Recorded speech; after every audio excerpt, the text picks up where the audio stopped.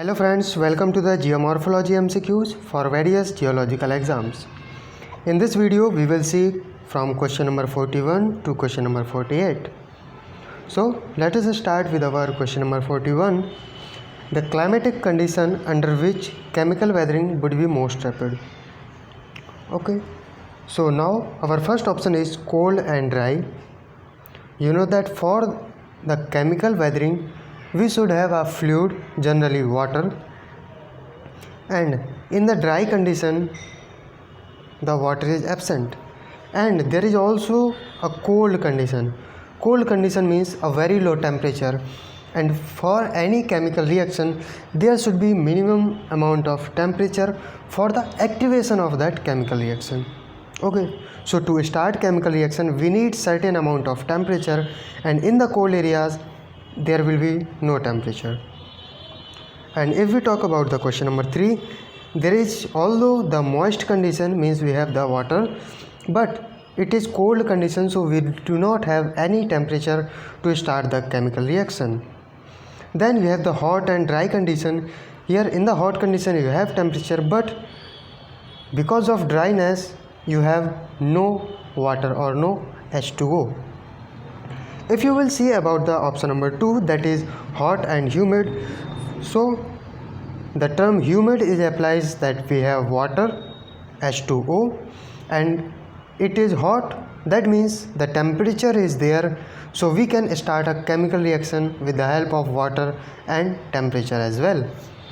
That's why second option will be our right answer. Now next question is, which of the following gradients best represent the continental slope?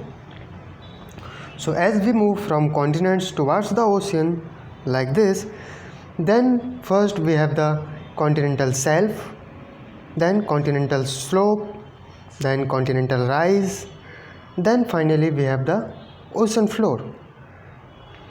So for the continental shelf we have the ratio 1:1 gradient, then for continental slope we have 1:5, then continental rise we will have 1:20. So here it is asking the gradient that represents continental slope. So here second option, that is 1:5, will be our right answer. Now these are according to scale.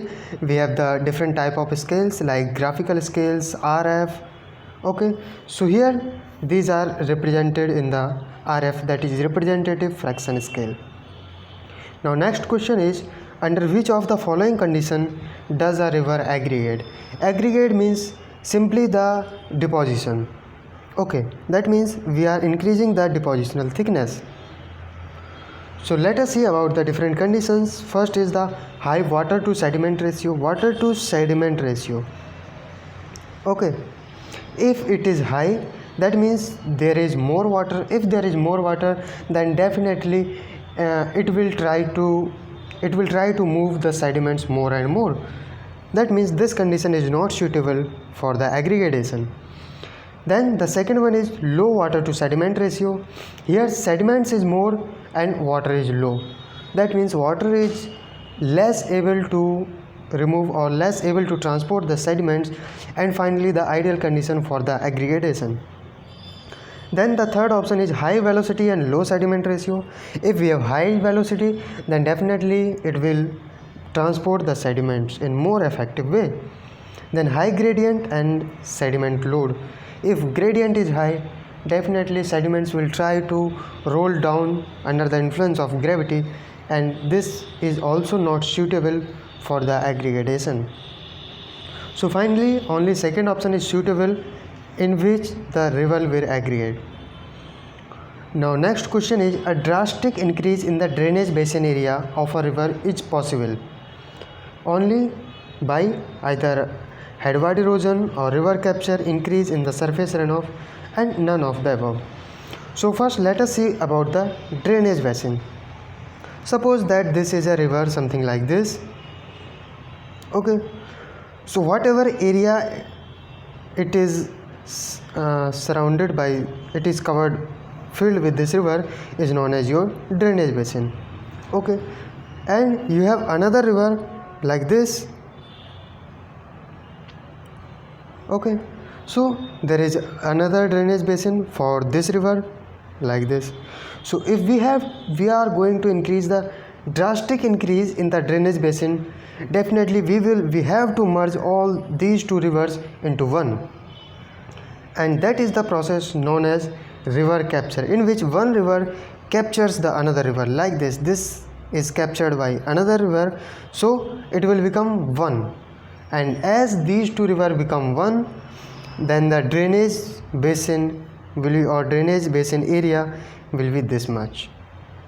Okay, so here second option is our right answer, that river capture will leads to a drastic increase in the drainage basin area. Now next question is, mass movement on hill slopes can be reduced by, and we have the option removal of vegetation. You know that the work of vegetation is to hold the subsurface, and definitely if we remove the vegetation, actually we are increasing the mass movement, not reducing, we are increasing it. So first option is not our right answer. Then construction of road, for the construction of road we cut several areas, and definitely it will leads to increase in the mass movement. Okay, then lowering of water table, this is the right one, that water, as we increase in the water, definitely it will act as the act for the increase in the mass movement. Okay, so as we lowers the water table, the amount of water will be lowered, and finally we will reduce the mass movement. Okay, hence our third option is your right answer. Now next question is, continental rise is a topographic feature in the world ocean, and it represent between. So as I have already made the diagram about this continental, we have shelf, then continental slope, then we have continental rise. So here it is asking the continental rise, so it lies between the continental slope and sea floor. Okay, now 47th question is, coursing upward sequence is a characteristic of. So generally we have the fining upward sequence, like below we have the larger sediment, then we have smaller sediment, then again more smaller sediment. So this is the fining upward, when this is just opposite, where we have the fining sediments at below, and as we move upward the coarse sediment will be there. Okay, so this is the coursing upward sequence, and it is generally found in the deltaic type of deposit. Now next question is, iron rich duri crust is known as. So iron rich duri crust is known as your ferricrete. Calcrete is the calcium rich, silicate is the silica rich. Okay, so it's all about for today. Thank you.